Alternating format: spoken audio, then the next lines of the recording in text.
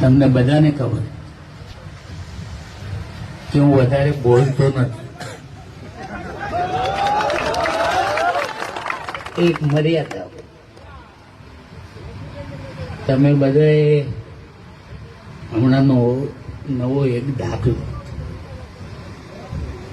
કે હું કોઈ ગામમાં ગયો હતો અને મેં પબ્લિક જોઈ ને તો મારાથી રહેવાનું નહીં.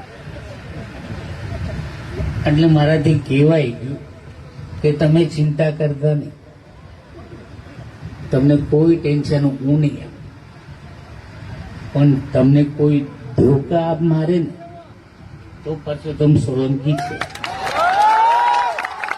અને મેં સમાચારમાં તમે જોયું હોય બધા કે બધા કહેતા હોય કે આ મંત્રી દરજાનો માણસ અને જાહેરમાં આવું બોલે. મેં કીધું જીને જી સમજ્યું સમજ્યું, હું તો જી છી અને કોઈ સમાજ નથી ગયો. મને બીજું કંઈ આવડતું નથી. બધા સમજતા હોય અને તમે બધા મારા દાખલા જોયેલા છે.